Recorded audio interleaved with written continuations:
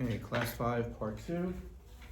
So I'm on the interval identification page on my computer, and I've got a treble clef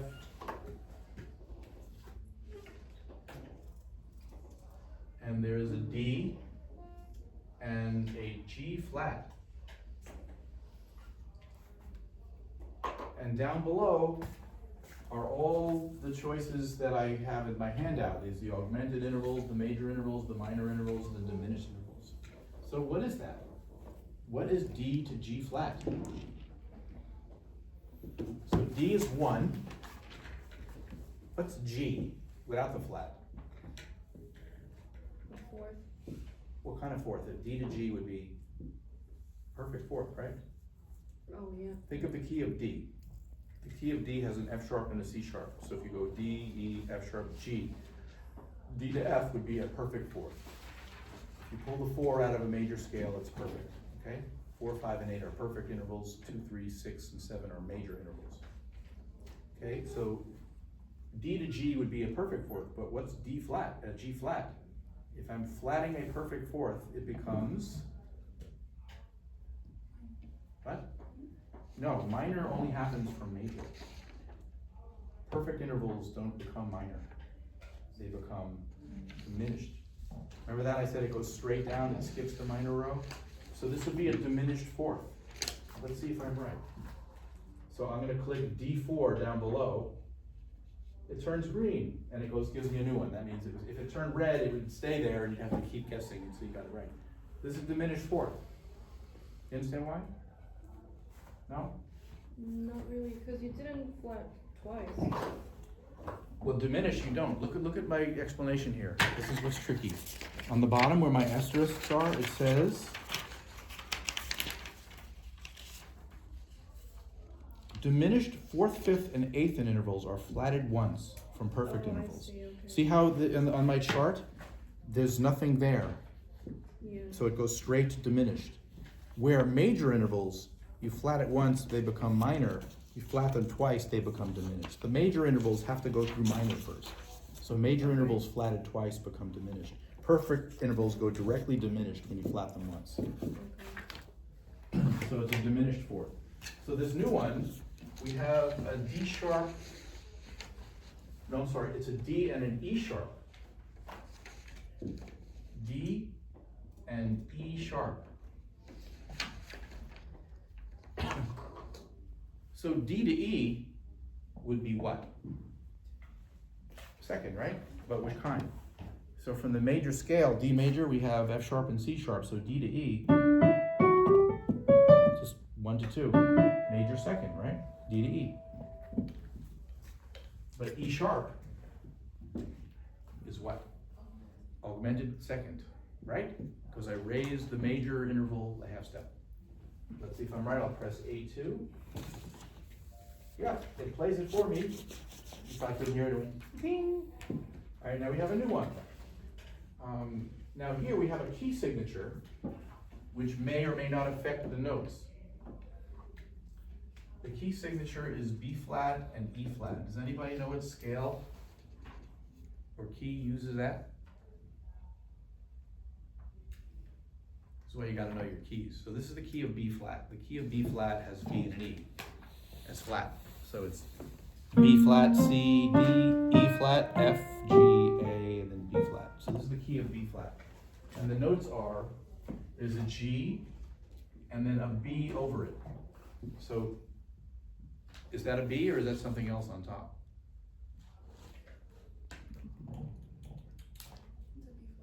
B flat because of the key signature. So this is a G and a B flat. So I know we're in the key of B flat, so we know the notes, but now, in order to figure out what this interval is, you want to think of what the distance is from G to B flat to figure it out. Now, there's a couple of ways to do this. In the key of G, we're not in the key of G, but if we were, G to B natural would be what? More specifically, a major third. If we flatted it once, it would become, if you flat a major interval once, you get a minor, so it would be a minor third, right? That's what this is. See how I did that? I went to the key of G first, figured out what the major third would have been. Always start with major, and then is this higher or lower or the same? It's a half step lower because of the B flat from the key signature, right? And so it's a minor third. So if I press small M3, correct. Now, other people like to do this differently. I didn't give you this information, but if you prefer, I like basing everything on how it relates to major, because then if you know all your major scales and all the scale degrees within them, then if you alter them in some way, like we just did here, flatting something or sharpening it, you can figure out what's going on. Once you know major as your home base, you can do alterations to it to figure out other kinds of intervals, minor, perfect, or not perfect, but minor or augmented or diminished. But some people like to just count the half steps from one note to another to learn what the intervals are. So let's try that. I wrote out a whole row here. Let's do the major intervals first. So major second, major third, perfect fourth, perfect fifth, major sixth, major seven, perfect eighth. These are all the intervals that exist in a major scale. If I do this in C, here's 1. From 1 to 2 is a major second. From 1 to 3 is a major third. From 1 to 4 is a perfect fourth. From 1 to 5 is a perfect fifth. 1 to 6 is major sixth. 1 to 7 is a major 7, major 6, major 7. And then 1 to 8 is a perfect 8. So in terms of half steps, how many half steps are there from C to D? What? Two.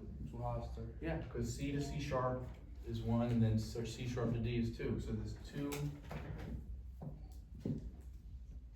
two half steps to get there. From C to E, how many half steps are there? 4.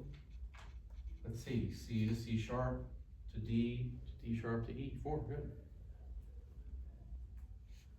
Okay, let me just, let's make our thing here. This is the half steps, okay? C to F, how many? Isn't it easier to say whole, half, whole? But I'm trying to define the amount of half steps from 1. 5. And then to the fifth? This one is number 6. No, from 7. 7, there's 2 more. Yeah, So yeah, you could, now that you know, if you're thinking in terms of whole steps and half steps, you can see where you're at. If this is 7 from 1, I'm on 7, how many half steps from here to there? G to A is 2, right? So 7 plus 2 is 9. A to B is 2, so that's 11. See, it's just 2 more, and then B to C, 1, so 12, and we all know 12 is an octave. This could be another way to help you learn the intervals by memorizing the half-step distances. This is useful for synthesizers. What? Why? You're nodding. Why would I say that? No, I just like synthesizer. What was that? I just like synthesizer. So you like it, right? I remember last one you were always wanting another sound, right? Yeah, cool. So in synthesizers, very often you have what are called oscillators. Does anybody know what an oscillator is? It's the part of what again? Isn't it something like this? Like a knob? No. The oscillator is part of the sound. It's the waveform that generates the sound. There's different shapes like sine waves and triangle waves and sawtooth waves and square waves. Okay? And let's say you have 2 oscillators. If they're in tune with each other, if they're both playing the same note, the tuning control, they'd both be at 0. But if one of them was at 1 or 2 or 3 or 4, that means how many half steps higher than the other one it is. Okay. So very often, if you want to make, like, create a perfect fifth interval, which is pretty typical in synthesizers, you have two oscillators, one is at the original pitch, the other one is a fifth higher, you set it to 7. Because it's saying how many half steps, or what they call semitones, higher than the other one. And then if you want to make it an octave higher, if you want the oscillators in octaves, you set it to 12. That's how many semitones there are, right? So this is just another way of learning the intervals by how many half steps there are. And if you know all of the ones from the major scale, then if you augment them, you add 1. If you diminish them, if they're major, if they're major and you lower them 1, they become minor. If you lower them twice, they become diminished. If they're perfect intervals and you lower them once, they become diminished. But here are your starting points. It's always about the major scale and the major. So this is one way to learn it. If you're not sure what to call it, you can say, well, how many half steps away is here from there? So let's find another one here. Let's use this approach, see if this is helpful. Oh, it just turned red because I accidentally pressed something by accident and it wasn't the right one. Okay, so here we are. Do we have a B? Oh, no, it's not the, I think I lost you.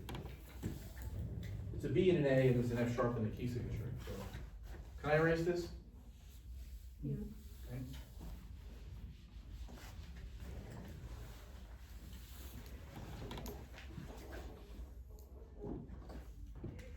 Okay, so there's a treble clef. There's an F sharp in the key signature, which means it's the key of G.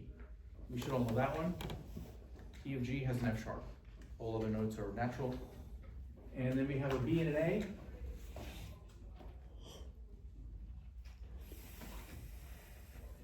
So how many half steps are there from B to A? So here's B.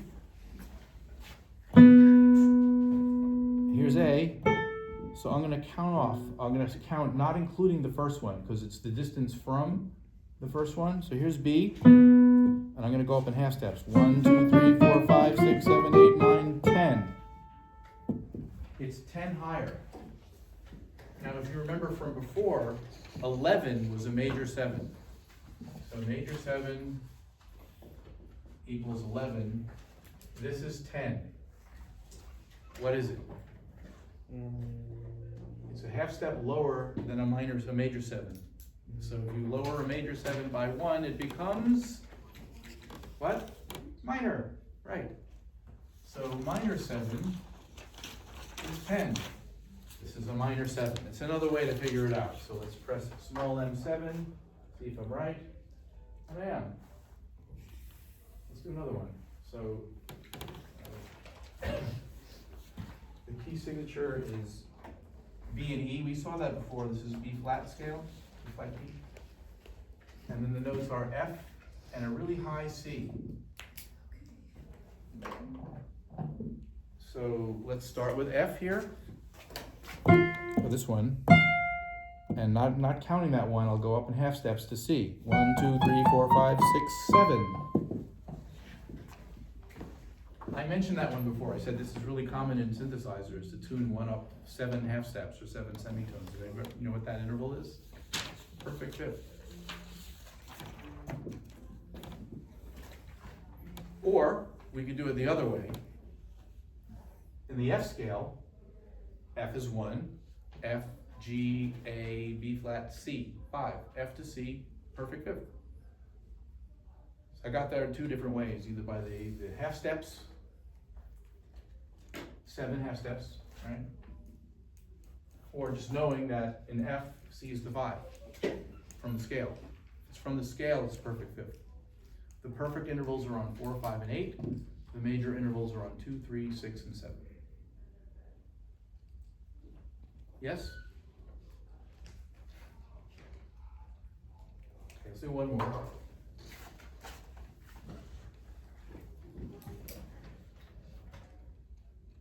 So P5.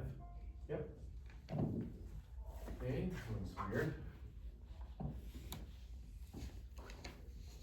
D to C flat.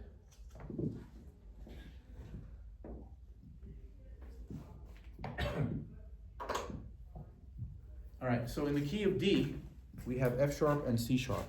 D, E, F sharp, G, A, B, C sharp. So D to C sharp, from the scale, that's a major 7. If C sharp is the major 7, here's D to C sharp. If this is major 7, if we lower it a half step, we get what? We get D to C natural. What's that called? If we have major 7 here and we flat once, it becomes minor 7, right? Small m. And then if we flat it again,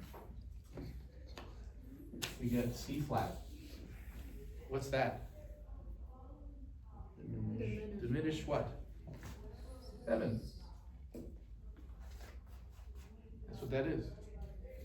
So I always start with major first, and then I go from there. Everything in relationship to major, that's how I do it. The other way would be to count the half steps. So, but this is tricky.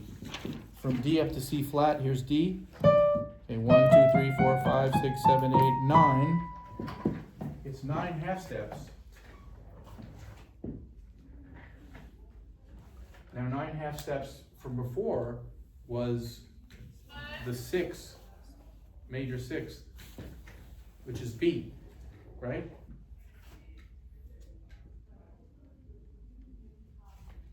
That's the enharmonic equivalent. So this is a major 6, but we didn't want a major 6, we wanted that. So this is a diminished 7. It's the same thing, just spelled differently.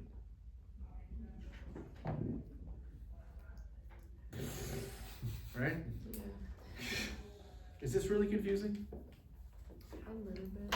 I think it gets more confusing when we go into other keys other than C. It's probably easier in C because there's no flats or sharps. So once you introduce sharps and flats, then you gotta go from there. So when you flat a sharp, you get a natural, Okay. right? If we have C sharp and you flat it, it becomes C natural. If you flat a natural, it becomes a flat. If you flat a flat, you get a double flat, Right. right? And if you have a natural and you go up a half step, it's sharping. Yeah. If you flat a sharp, you get a natural.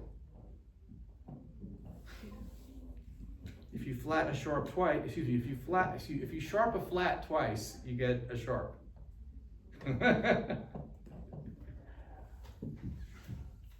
Because if you sharp a flat once, you get a natural, and then you sharp it again, you get a sharp.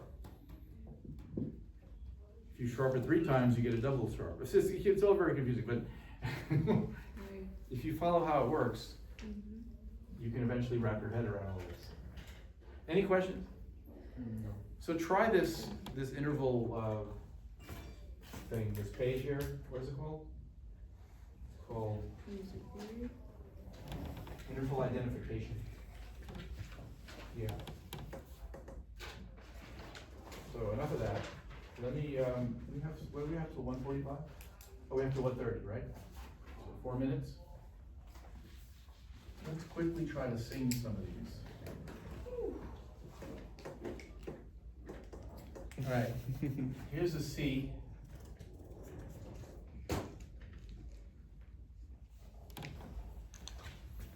Let's match the note.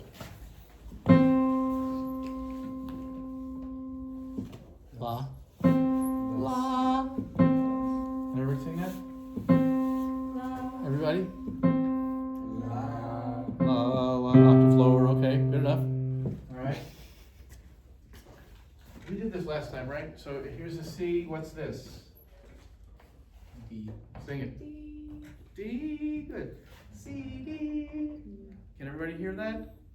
D. What if I did a minor second? D. Let's start with C.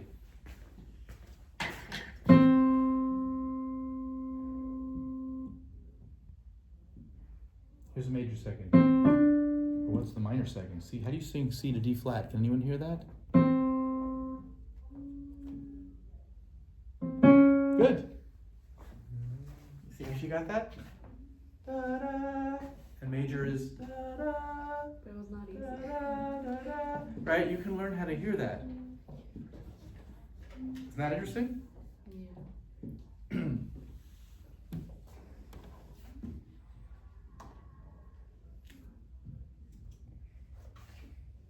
What's that called? Third, What kind of third? major. C, E, right? Okay, can we all sing that? C, E, C, E. Tune that up a little bit. Okay. C, E. Do it again. Wait, what? Say it again. You were a little out of tune. C, E. Try it. C E You're a little low. A little higher. C E. There you closer. You're like my guitar here. I'm gonna take the tag and then let's try lowering it so it becomes a minor third. Anyone want to give that a shot? Here's C.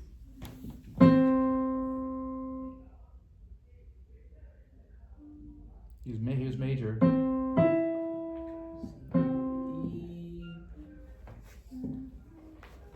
I heard someone do it. No, you gotta go a half step lower than E. Do that again. Good. Here's major. See how I'm lower? C, E major, C, E flat minor third. Yeah, these are good to practice. Pick a note and try to sing various intervals. Get it in your head. The more you practice it, the more you'll start to hear it. There are probably drills for this on that musictheory.net site. If not, I think there's some on my website on the student resources page. There might be some kind of ear training thing on there where they play, or you can just play the keyboard and just sit here and say, I'm gonna sing a major third now, or a perfect fourth above it, and try to get it in your head. So one way to do it would be to sing the notes from the scale. We can all sing da da da da da da da, right? If you can do that, you can find all the major and the perfect intervals. And then if you can learn how to flat something or sharp something from there, you should be able to hear all the augmented and diminished and minor intervals. If you can sing any note and then go down or up a half step, you can find a note and then alter it to create some variation. So practice this. Just go to the keyboard, play the first note, pick some interval, try to hear it in your head, sing it out loud, and then play the keyboard, see if you're right. Eventually you'll learn to hear it. Any questions?